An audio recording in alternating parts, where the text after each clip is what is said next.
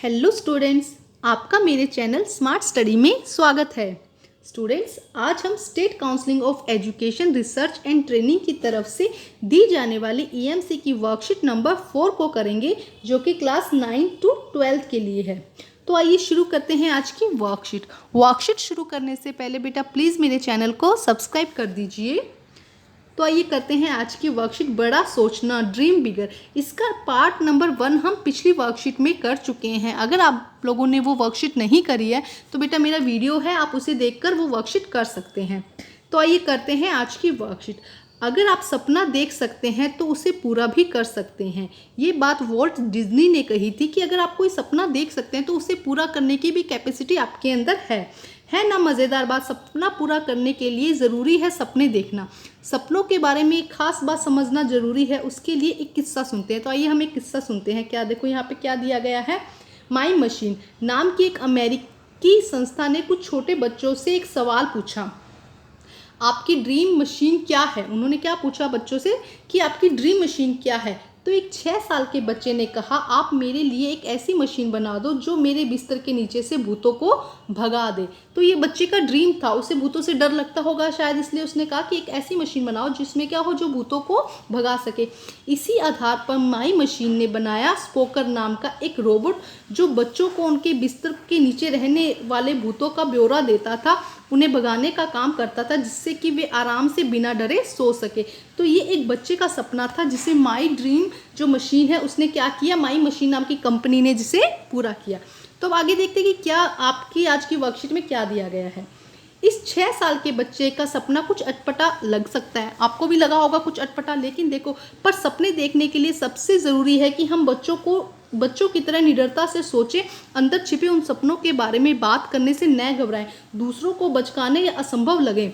तो आइए एक बार फिर अपने सपनों के बारे में सोचते हैं। पिछली लिस्ट में अगर कुछ ऐसा लिखना भूल गए हो जो आपके जीवन का बड़ा सपना है तो उसे भी लिखते हैं। तो बेटा हमें जब भी सपने देखने तो निडरता के साथ सपने देखने, ऐसा नहीं कि लोग क्या सोचेंगे, क्या हो पाएगा या नहीं हो पाएगा। जो हम सोचते हैं वो हम जब इस धरती पर आए हैं तो हम हर कुछ करने के लिए कैपेबल हैं।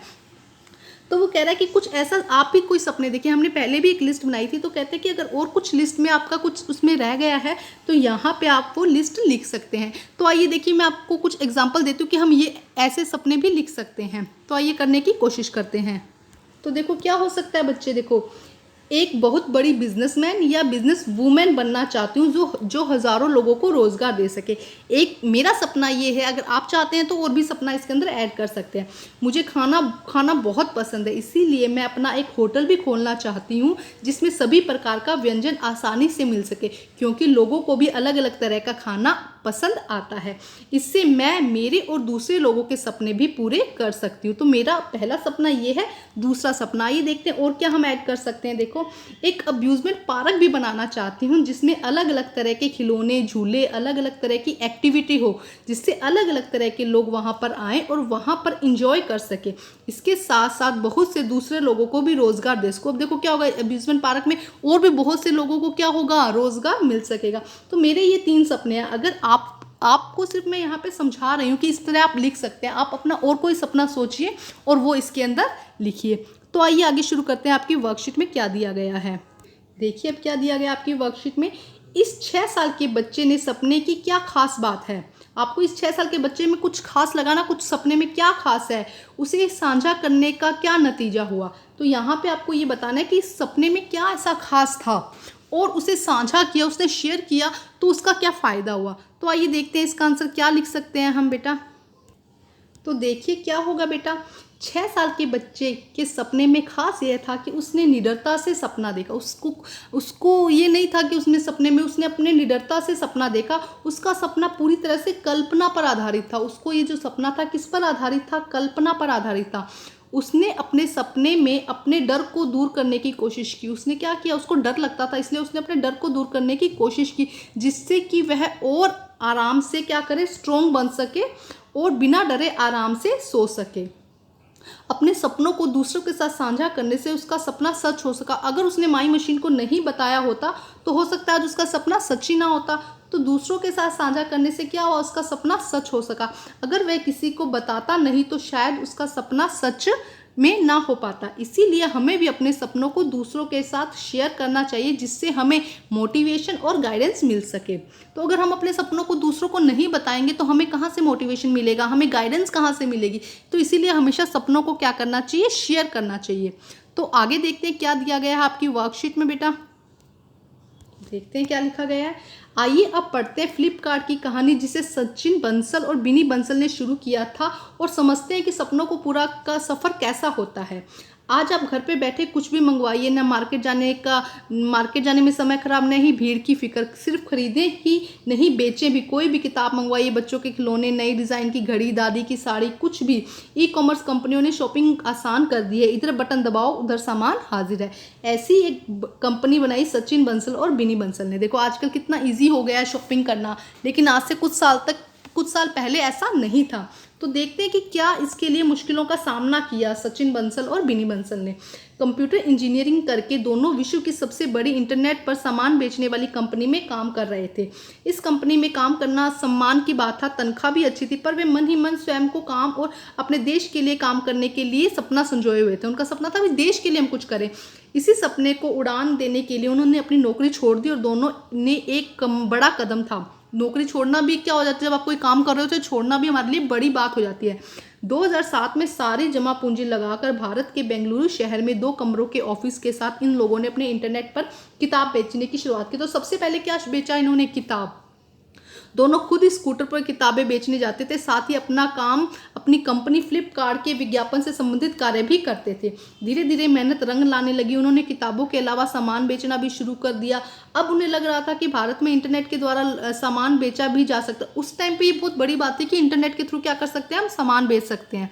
वह और व्यापारियों से भी मिलने लगे, दूसरे प्रकार का सामान बेचते थे, खरीदते थे, और अपने साथ मिलाया जो भी सामान, बाकी लोगों को भी क्या किया, अपने साथ मिलाना शुरू कर दिया। जिस समय इन्होंने शुरुआत की थी तब तक भारत के लोग इंटरनेट पर पैसे के लेन देन की पूरी सुरक्षित नहीं मानते थे। उस समय क्या होता था, इंटरनेट पे पैसा देना मतलब बहुत लोगों को डर लगता था।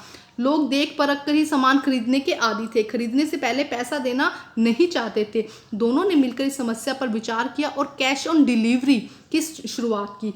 एक हाथ सामान लो, दूसरे हाथ पैसा दो। आगे देखिए क्या कहते हैं यहाँ पे। ई कॉमर्स कंपनियां भारत में नई थी, ग्राहकों को सामान समय पर नहीं मिलता था। अब उन्होंने अपनी सामान डिलीवरी कंपनी शुरू कर दी। समय पर ग्राहक तक माल पहुंचने लगा। पसंद न आने पर बदलने का वादा भी किया गया। जैसे जैसे देश में लोगों का भरोसा इन कंपनियों को लेकर बड़ा तरक्की होने लगी। अब लोग यकीन करने लगे तो क्या होगा, कंपनी बढ़ेगी ना। बड़ी बड़ी कंपनियों ने इन पर भरोसा करके सामान काम में पैसा लगाया। अब इनका कारोबार और भी बढ़ गया, तो इन्होंने देश के विभिन्न शहरों में ऑफिस खोले। इसी बीच उन्होंने और भी कई कंपनियों को खरीदा तथा अपनी कंपनी को और बढ़ाया। आखिरकार एक दिन ऐसा भी आया जब इस कंपनी ने एक दिन में 1400 करोड़ रुपए का व्यापार किया। एक दिन में 1400 करोड़ का। 2016 में सचिन और बिनी बंसल को टाइम मैगजीन के सबसे प्रभावशाली 100 लोगों में चुना गया। आज कंपनी 26,000 करोड़ का व्यापार करती है। 2 कमरों के ऑफिस की जगह 3 बड़ी इमारतों ने ले ली है। दो हाथ आपस में मिले हुए थे, उन्होंने 50,000 हाथों को अपने साथ मिलाया, अपनी कंपनी की शुरुआत की। देखो इस सब यहाँ पे बताया गया। वेबसाइट के द्वारा सामान नहीं बेचा जा, लोगों को अपनी तरह से व्यापारी बनने में सहायता की। 10 लाख गरीब परिवारों को रोजगार दिया। इंजीनियरिंग कॉलेज में देखा गया है, जो सपना उन्होंने इंजीनियरिंग कॉलेज में देखा था, जिसे पूरा करने के लिए सारी जमा पूंजी लगा दी थी, उन्होंने भारत का पहला सफल ई कॉमर्स इतिहास लिखा। तो देखो हमें इनसे मोटिवेशन मिलती है कि हम कोई भी काम कर सकते हैं, बट हमें थोड़ी हिम्मत और मेहनत की ज़रूरत है इसके लिए। अब देखिए आगे क्या दिया गया आपकी वर्कशीट में। सचिन बंसल और बिनी बंसल को अपने सपने पूरा करने में किन पड़ावों पर गुजरना पड़ा। तो यहाँ पे देखो उन्हें क्या क्या दिक्कतें आई थी, उसके बारे में हम देखते हैं। आइए देखिए क्या होगा इसका आंसर। सचिन और बिन्नी को अपने सपने पूरा करने में बहुत मुश्किलों का सामना करना पड़ा। जैसे कि शुरुआत में उनके पास इतने पैसे नहीं थे। पहले तो उनके पास क्या नहीं थे, इतने पैसे नहीं थे वह एक बिजनेस स्टार्ट कर सके। पहले तो उनके पास इतने पैसे ही नहीं थे कि वो बिजनेस स्टार्ट कर सके।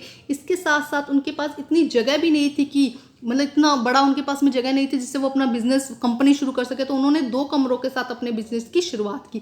इसके साथ साथ उस समय भारत में इतना इंटरनेट भी लोग विश्वास नहीं करते थे, इतना इंटरनेट नहीं चलता था न करते थे, और इंटरनेट पर शॉपिंग नहीं होती थी। ना ही क्या होती थी, इंटरनेट पर शॉपिंग भी उस समय इतनी नहीं होती थी।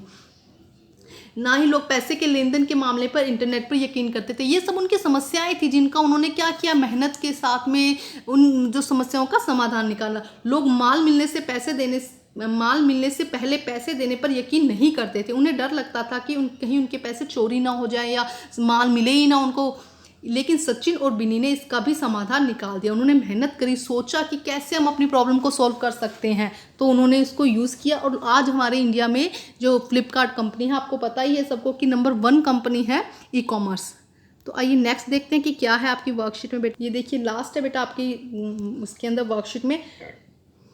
आप भी कोई सामान चुनिए, सोचिए कि उसे सपना चुनिए। उसे साकार करने के लिए आपने क्या क्या करना पड़ेगा, कौन सी क्षमताएं विकसित करनी होगी, किन पड़ावों से गुजरना होगा, किन चुनौतियों का सामना करना होगा आदि। इसके लिए आप ऐसे लोगों से बात भी कर सकते हैं और उस तरह का काम भी कर सकते हैं। तो आप भी अपना जो आपका सपना है उससे रिलेटेड सोचिए कि क्या इसके अंदर आपको और करना है या क्या कर रहे हो, क्या कर सकते हो। ठीक है, तो बेटा जो मैं आंसर बता रही हूँ आपको सिर्फ समझाने के लिए बता रही हूँ। आपको जब अपनी नोटबुक में लिखना है तो आपको अपने तरीके से सोच कर उससे थोड़ा सा आप हिंट ले सकते हैं, लेकिन आपको अपनी लैंग्वेज में और अपने सोच के अकॉर्डिंग उनको लिखना है। तो आइए देखते हैं इसके आंसर में हम क्या लिख सकते हैं। तो देखिए स्टूडेंट्स क्या होगा, मेरा सपना भी एक अच्छा बिजनेसमैन बनने का है। इसके लिए मैं दिन रात बहुत कुछ सोचता रहता हूँ, या अगर आप लड़का है तो सोचता रहता हूँ, लड़की है तो सोचती रहती हूँ। मेरे चाचा जी एक सफल बिजनेसमैन हैं। मैं उनसे हमेशा इस बारे में बात करता हूँ, क्योंकि बात करने से क्या होगा, जो आपके माइंड में क्वेश्चन है उनका आपको आंसर मिलेगा। मैं उनसे पूछता रहता हूँ कि कम पैसे में बिजनेस कैसे शुरू किया जाता है, क्योंकि मेरे पास बहुत ज़्यादा पैसे नहीं हैं। तो हम शुरुआत कर सकते हैं भी कैसे शुरू किया जाता है, क्या क्या प्रॉब्लम्स आते हैं उनका हम उसी पर्सन से पूछ सकते हैं जिसके पास वो पहले से हो या वो कर रहा हो। तो उसने क्या कहा, देखो आगे, भाई मैं क्या करता हूँ, बिजनेस शुरू करना चाहता हूँ क्योंकि मेरे पास क्या है, बहुत ज़्यादा पैसे नहीं है, तो इसलिए मैं हमेशा उनसे पूछता रहता हूँ। मैं उनसे अक्सर यह पूछता रहता हूँ कि वह कच्चा माल कहाँ से लेते हैं, जो भी बिजनेस वो कर रहे हैं उसका जो कच्चा माल है वो कहाँ से लेते हैं, उन्हें कहाँ से एक माल सस्ता और अच्छा माल, मतलब अच्छा और सस्ता माल कहाँ से मिल जाता है। इसके अलावा वे किस ग्राहक को, किस दुकानदार को बेचते हैं, उसके लिए उन्होंने कितने और दूसरे लोगों को काम पर रखा हुआ है, वह उन्हें कितनी आय देते हैं। ये सब बातें क्या है वो सोचता है और अपने चाचा जी से पूछता है। इससे क्या है, देखो उसकी थोड़ी नॉलेज बढ़ रही है और जब वो अपना बिजनेस स्टार्ट करेगा तो उसके लिए थोड़ी आसान हो जाएगा। ठीक है, और वो क्या करे, अभी मेरे पास किसी गोदाम या किसी बिजनेस शुरू करने के लिए कोई जगह नहीं है, अभी उसके पास क्या है, कोई जगह नहीं है, तो वो कहीं भी जाता है तो ऐसी जगह की जानकारी भी लेता रहता है। क्या करता है, थोड़ा सोचता रहता है कि कहाँ से हम स्टार्ट कर सकते हैं, क्योंकि शुरुआत तो आपको करनी है। आप 10 लोगों से पूछिए, लेकिन धीरे धीरे शुरुआत कीजिए और लगातार मेहनत करने से आपके काम ज़रूर सफल होंगे। तो बेटा आज की वर्कशीट कंप्लीट होती है। वर्कशीट कंप्लीट करके अपने टीचर से चेक कराइए और प्लीज़ मेरे चैनल को सब्सक्राइब कीजिए। Thank you students.